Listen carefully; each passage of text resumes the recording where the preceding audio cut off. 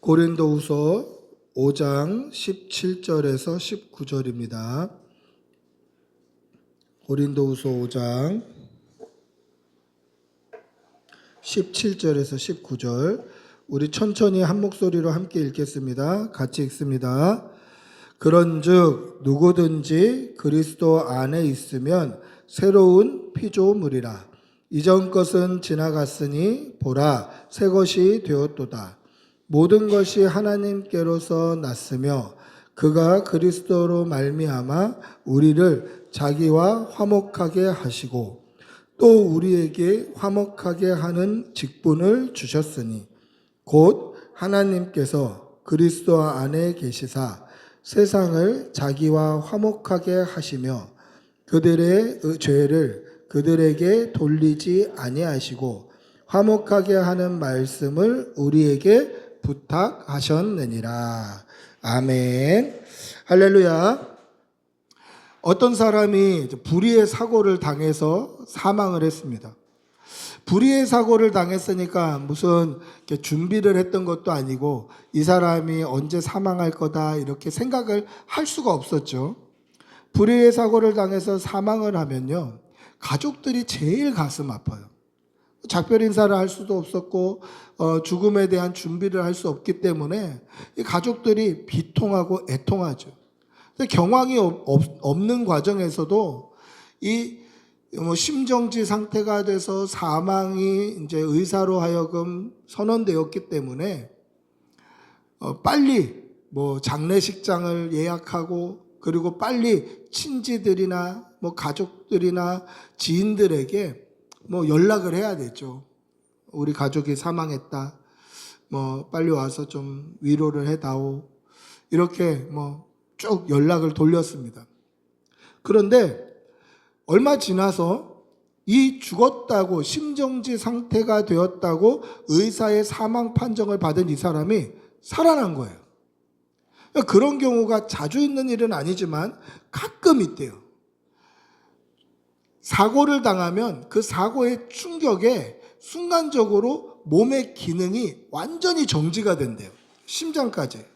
그랬다가 심장 제세동기를 써서 막 심폐소생술을 하면 그때까지도 심정지가 돼서 이 의사가 이 사람은 사망했습니다라고 사망 선고를 한 후에 이 심장 마사지하고 충격기하고 했던 그것이 나중에 효과를 발휘해서 몇 시간 후에 다시 심장이 뛰는 경우가 있다고 하더라고요. 이것을 의학 용어로 라자루스 신드롬, 라자루스 현상이라고 한다고 합니다.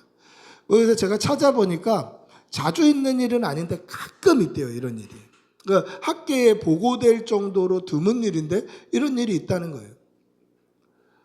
여러분, 그러면 갑자기 사랑하는 가족이 사고를 당해서 심정지가 돼서 사망 선고를 받았을 때 그 슬픔을 당했던 유가족들이 그 마음이 어떻겠습니까? 기쁘겠죠. 사랑하는 우리 가족이 죽었는 줄 알았는데 다시 살아났으니까 얼마나 기쁘겠습니까? 기쁜 가운데도 바쁘죠. 뭐가 바쁩니까? 장례식 잡아놨던 거 취소해야 되죠. 죽었다고 막 이렇게 광고하고 사람들에게 연락했던 거 다 취소해야 되죠. 근데 그렇게 막 취소를 했는데도 사랑하는 친구가 또 사랑하는 친척이 사망했다는 소식을 들은 사람들이 장례식 갈 준비를 하고 그대로 장례식 복장으로 막 찾아온 거예요. 근데 살아난 사람을 보자 기뻐하고 즐거워하고 행복해 하더라는 거죠. 여러분, 죽었는 줄 알았는데 살아난 사람을 보면 참 기쁘고 행복한 거예요. 그리고 죽었는 줄 알았는데 살아난 사람의 삶은 어떨까요? 과거처럼 살 수 있을까요? 그렇지 않더라는 것이죠. 여러분, 많은 사람들이 죽음의 위기 또는 죽기 직전까지 갔다가 살아난 사람들이 있어요. 근데 죽음의 위기나 죽기 직전까지 갔다가 살아난 사람들은 대부분 삶의 변화가 일어나요. 어떤 변화가 일어나냐면 다시 내가 살아난 것은 하나님께 덤으로 받은 인생이다라고 생각해서 그 전까지 살던 것과 다르게 하나님의 말씀에 순종하려고 그러고 하나님의 말씀을 따르려고 그러고 어떻게 해서든지 선하게 착하게 이웃을 대하게 되더라는 거예요. 그래서 미국의 어느 해변에 가시면 그 해변에서 죽을 뻔했다 살아난 사람들로만 구성되어 있는 구조대가 있더라고요. 그러니까 죽었다가 살아나는 사람은 이전의 삶이 이제 다 쓸모없고 다시 살아난 이 삶은 내가 덤으로 사는 거다. 그래서 다시 살아난 사람은 변화된 삶을 살더라는 거예요. 사랑하는 성도 여러분, 저와 여러분도 예수 그리스도를 믿고 거듭난 사람들입니다. 이전에 죄의 종이었던 과거에서 예수 그리스도로 인해서 내 죄가 깨끗이 씻어지고 이 죄의 사함을 받아서 지금부터 우리가 사는 것은 이전의 죄인으로 사는 것이 아니라 하나님의 백성, 의로운 하나님의 백성으로 다시 거듭난 성도가 되는 거예요. 그래서 저와 여러분은 과거의 죄의 종이었다면 이제는 하나님의 자녀로 하나님의 종으로 직분이 바뀌는 거예요. 죄에게 종노릇했다면 이제는 그 전에는 내가 주인이었고 내 위주로 내 마음대로 살았다면 이제 주인이 바뀐 거예요. 우리의 주인이 하나님이 되시고 우리의 주인이 우리를 위해 십자가 지신 예수님이 되시는 거죠. 그러니 주인이 바뀌었으니 우리의 삶도 달라져야 된다는 것입니다. 사랑하는 성도 여러분, 믿음으로 사는 성도들이 되시기를 바랍니다. 하나님의 말씀에 순종하시고 충성하시고 말씀을 따라 살아가시고 내 이웃을 내 몸과 같이 사랑하시고 그렇게 선을 행하며 믿음으로 신실하게 살아가는 주의 백성들이 되시기를 축복하고 기도합니다. 할렐루야. 그래서 오늘 바울 사도도 17절에서 뭐라고 이야기합니까? 그런즉 누구든지 그리스도 안에 있으면 새로운 피조물이라 이전 것은 지나갔으니 보라 새 것이 되었도다 라고 이야기합니다. 그리스도 예수 안에 있으면 새로운 피조물이에요. 이제 거듭난 거예요. 그러니 거듭난 우리의 삶은 하나님께서 덤으로 살게 해주신 삶이라고 생각하고 하나님의 말씀에 순종하고 말씀을 따라 살고 그렇게 그리스도인으로 신실하게 믿음의 본을 보이며 살아가는 주의 백성들이 되시기를 바랍니다. 할렐루야. 거듭난 성도에게는 사명이 있습니다. 이 사명이 뭐냐면 하나님의 화목의 전달자로의 사명이에요. 그래서 오늘 설교의 제목이 사명입니다. 2025년 마지막 예배 때 어떤 말씀을 나눌까 아마 고민하다가 우리의 사명을 다시 한번 좀 회복시켰으면 좋겠다. 다시 한번 상기했으면 좋겠다. 그래서 사명이라는 제목으로 오늘 이 말씀을 나누려고 합니다. 저와 여러분의 사명은 화목의 전달자입니다. 이 화목이라는 것은 우리가 만들 수 있는 게 아니에요. 뭐 성격 좋은 사람이 가면 그 가정이 화목해지고 성격 좋은 사람이 있으면 그 공동체가 화목해지고 뭐 성격 좋은 사람이 가면 회사가 화목해지고 이게 아니라 화목은 하나님이 만들어 놓으신 거예요. 하나님이 만들어 놓으신 건데 이 화목을 우리가 전달해서 우리로 하여금 화목하게 되는 거예요. 그럼 하나님께서 만드신 화목이 뭘까요? 하나님께서 만드신 화목은 예수 그리스도로 말미암아 우리가 의롭게 되는 거예요. 다시요. 저와 여러분은 예수 그리스도의 십자가를 믿는 믿음으로 예수님께서 십자가에서 흘리신 피, 그 보혈의 피가 우리의 죄와 허물을 다 씻으심으로 말미암아 우리는 하나님 앞에 죄가 없는 존재, 의롭다함을 받는 존재로 하나님 앞에 설 수 있게 됩니다. 이미 우리는 하나님 앞에 의로운 존재예요. 그런데 이미 의로운 존재가 되었다고 해서 구원을 이룬 것은 아니에요. 아직 구원은 이루어지지 않았어요. 왜 그렇습니까? 우리가 이 땅에 살아가고 있잖아요. 하나님 앞에 아직 서지 않았어요. 그래서 우리는 하나님 앞에 설 때까지, 하나님의 심판대 앞에 설 때까지 아직 구원은 이루어지지 않은 거예요. 근데 의롭다함은 이미 입은 거예요. 자, 이게 바울 신학에 있어서 되게 중요한 단어 두 가지인데 이미와 아직이에요. 우리는 아직 구원을 이룬 것은 아니에요. 그렇기 때문에 우리는 오늘도 십자가 붙들어야 되고, 오늘도 예수님의 이름을 의지해야 되고, 오늘도 하나님 앞에 나와야 되고, 오늘도 기도해야 돼요. 그러나 예수 그리스도를 믿으면 이미 우리는 의롭다함을 입은 거예요. 로마서에서 분명히 그렇게 말씀하고 있어요. 의롭다함을 얻었느니라 라고 마침표를 찍고 있어요. 의롭다함을 얻을 수도 있습니다. 의롭다함을 얻을지도 모릅니다. 이게 아니라 이미 우리는 의롭다함을 얻은 거예요. 그렇기 때문에 우리는 늘 예수님을 가까이 함으로, 하나님의 말씀을 가까이 함으로 의롭다함을 연속으로 얻고 이렇게 살아가야 돼. 이게 신앙생활이란 말이에요. 그렇게 언제까지 살아갑니까? 하나님 앞에 설 때까지 살아가는 거예요. 우리 생명 끝나서 아버지의 심판대 앞에 설 때까지 우리는 날마다 십자가 붙들고 날마다 예수님의 이름으로 날마다 하나님의 말씀을 따라서 살아가는 거예요. 그렇게 믿음으로 살아가시기를 축복하고 기도합니다. 그럼 중요한 것은 무엇입니까? 저와 여러분이 예수님의 십자가의 보혈로 죄 씻음을 받아서 하나님 앞에 의롭다 함을 이미 인정받았다라는 것이 중요한 거예요. 여러분, 죄인은 하나님 앞에 설 수 없어요. 죄인이 하나님 앞에 서면, 거룩하신 하나님 앞에 죄를 가지고 서면 하나님의 거룩하심이 손상되는 게 아니라 하나님 앞에 서는 순간 심판이에요. 우리가 이 땅에 살아있는 동안에는 아직 심판이 이르지 않는 이유가 뭡니까? 하나님 앞에 아직 서지 않았기 때문에 그래요. 이 땅에서 생명이 끝나면 하나님 앞에 서게 되는 거예요. 하나님 앞에 서는 순간 우리는 심판을 받게 돼요. 죄인은 하나님 앞에 설 수 없어요. 하나님의 거룩함이 손상되는 게 아니라 우리가 심판받게 되는 거예요. 죽는 거예요, 죽는 거. 예를 들면 이런 거죠. 불나방이 있습니다. 불나방이 날아다니다가 저기 큰 화로나 아니면 모닥불이 활활 타는 것을 봐요. 그래서 불나방이 그 활활 타는 모닥불로 뛰어들어가요. 그럼 어떻게 되겠습니까?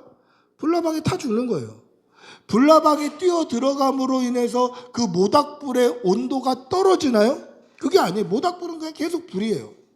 불나방이 죽게 되는 거예요. 거룩하신 하나님 앞에 죄인이 서는 게 바로 이와 같은 거예요.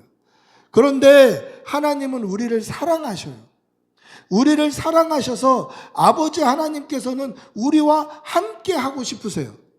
그런데 함께 하면 우리는 생명을 보존할 수 없다니까요. 심판이라니까요. 그러니까 하나님은 우리와 함께 하고 싶은데 우리와 함께 하지 못하셔요. 그래서 어떻게 합니까? 우리와 함께 하시고자 하시는 이 사랑의 열정이 얼마나 크셨는지 하나님의 하나밖에 없는 독생자 아들 예수님을 우리를 위해서 이 땅에 보내주신 거예요. 그래서 그 예수님께서 십자가에 달려 죽으시기까지 하나님은 그냥 내버려 두셔요. 침묵하셔요. 십자가에 달려 그냥 죽이시는 거예요. 그래서 예수님께서 십자가에 달려 죽으셨던 이 심판이 우리의 죄 때문에 죽으셨다는 것을 우리가 믿으면, 이 믿음으로 말미암아 우리는 죄 씻음을 받고 하나님 앞에 의만 남은 존재, 죄가 깨끗해졌기 때문에 의로움만 남은 존재로 하나님 앞에 의롭다함을 인정받아 설 수 있게 되는 거예요. 그래서 예수님이 저와 하나님 사이에, 여러분들과 하나님 사이에 중보자, 즉 화목 제물이 되신 거예요. 그 말은 뭐냐면 죄인으로 하나님 앞에 설 수 없는데 이 갈등 관계를 예수님께서 중재해 주시는 거예요. 예수님께서 화해시켜 주시는 거예요. 그래서 예수님을 화목 제물이라고도 하고 중보자라고 하는 거예요. 이렇게 화목이 이루어진 거예요. 그래서 예수 믿는 사람은 하나님과 화목한 관계, 아버지와 아들의 관계가 회복되는 거예요. 그런데 저와 여러분은 예수 믿고 하나님과의 관계가 회복되었을지 모르지만 세상에는 아직도 회복되지 않은, 하나님을 알지 못하고 믿지 않는 많은 사람들이 존재하잖아요. 여러분들 한번 머리로 생각해 보십시오. 지금 이 순간에도 떠오르는 사람들이 많지 않습니까? 저도 우리의 친가 식구들, 또 이 건물에 같이 사업하고 있는 사람들 수도 없이 많이 떠올라요. 그 사람들에게 우리가 예수님으로 말미암아 하나님과 화목하게 되었으니 우리가 받은 이 화목을 전달하는 화목의 전달자가 되어야 한다라는 것입니다. 오늘 우리가 읽은 본문은 아닙니다만은 우리가 읽은 본문 앞에 15절 한번 읽어볼까요? 15절 앞에 보십시오. 같이 읽겠습니다. 그가 모든 사람을 대신하여 죽으심은 살아있는 자들로 하여금 다시는 그들 자신을 위하여 살지 않고 오직 그들을 대신하여 죽었다가 다시 살아나신 이를 위하여 살게 하려 함이라. 마치 죽었다가 구사일생으로 살아난 사람들이 지금부터 사는 삶은 하나님께서 덤으로 주신 삶이라고 생각하고 하나님을 사랑하고 이웃들을 사랑하는 변화된 거듭난 삶을 살아낸 것처럼 예수 그리스도를 믿는 사람들은 그가 모든 사람을 대신하여 죽으심은 살아있는 자들로 하여금 다시 그들 자신을 위하여 살지 않도록, 즉 여태까지는 우리 자신을 위해서 내가 왕이 돼서 내 마음대로 내 뜻대로 내 의지대로 살았다면 이제는 내 마음대로 살지 아니하고 하나님의 뜻대로 살도록 그렇게 이 일을 위해서 예수님께서 십자가에 달려 죽으셨다라는 것입니다. 그 전에는 주인이 나였는데 이제 주인이 바뀌었다는 거예요. 이제는 하나님이 주인 되신다라는 것입니다. 그래서 우리의 삶의 목적, 우리의 삶의 가치관, 우리의 삶의 소명, 우리의 삶의 비전, 우리의 삶의 사명 역시 주인에 의해서 달라져야 되는 거예요. 그러면 어떻게 달라져야 됩니까? 오늘 읽었던 본문 18절에서 19절 한번 읽어볼까요? 18절에서 19절입니다. 같이 읽어보겠습니다. 시작. 모든 것이 하나님께로서 났으며 그가 그리스도로 말미암아 우리를 자기와 화목하게 하시고 또 우리에게 화목하게 하는 직분을 주셨으니 곧 하나님께서 그리스도 안에 계시사 세상을 자기와 화목하게 하여 그들의 죄를 그들에게 돌리지 아니하시고 화목하게 하는 말씀을 우리에게 부탁하셨느니라. 할렐루야. 하나님께서는 예수님을 이 땅에 보내셔서 우리와 더불어 화목하게 하셨습니다. 예수님께서 화목제물, 하나님과의 갈등 관계의 중재자, 중보자가 되어 주셔서 화목을 완성시켜 놓으셨어요. 그러니까 우리 때문에 화목이 완성되는 게 아니라 이미 하나님과 우리 사이의 화목함은 예수님으로 말미암아 완성이 된 거예요. 그런데 아직도 하나님을 알지 못하고 하나님과 원수처럼 살아가고 있는 사람은 우리 주변에 수도 없이 많아요. 그래서 하나님께서 우리를 화목의 전달자로 보내셨다라는 것입니다. 그래서 오늘 말씀에 뭐라고 합니까? 18절에 보시면 그가 그리스도로 말미암아 우리를 자기와 화목하게 하시고 또 우리에게 화목하게 하는 직분을 주셨으니, 즉 예수님으로 말미암아 하나님과 먼저 화목을 이루게 하시고 화목의 완성을 보여주신 이후에 우리를 화목하게 하는 직분, 화목하게 하는 사명을 주셔서 이 땅에 남아있게 하셨다라는 거예요. 그럼 우리는 뭘 해야 됩니까? 이 화목을 전해야 되잖아요. 그래서 19절에도 뭐라고 이야기합니까? 그들의 죄를 그들에게 돌리지 아니하고 화목하게 하는 말씀을 우리에게 부탁하셨느니라. 우리가 죄인인데 우리가 우리의 죄값을 치르지 않아도 되게끔 예수님께서 십자가에서 그 모진 고난과 고통을 당하심으로 말미암아 우리의 죄값을 대신 치러주셨으니 우리의 죄는 더 이상 하나님 앞에 이유될 것이 아니다라는 거죠. 하나님과의 화목을 방해하는 죄가 사라진 거예요. 그래서 예수님의 피로 우리가 씻음을 받았기 때문에 하나님 앞에 나아갈 때에 우리의 죄는 가리워지고 하나님의 아들, 하나님의 딸로 보이는 거예요. 여러분 이 사실을 분명히 믿으시기를 바랍니다. 그러면 이 화목의 직분을 맡은 저와 여러분이 이 화목의 직분을 어떻게 전달해야 될까요? 오늘 말씀에 보면 말씀을 우리에게 부탁하셨다 그래요. 그 말씀이 뭘까요? 말씀이 육신이 되어서 우리 가운데 오신 예수님을 우리에게 부탁하신 거예요. 세상에 전달해 주라고.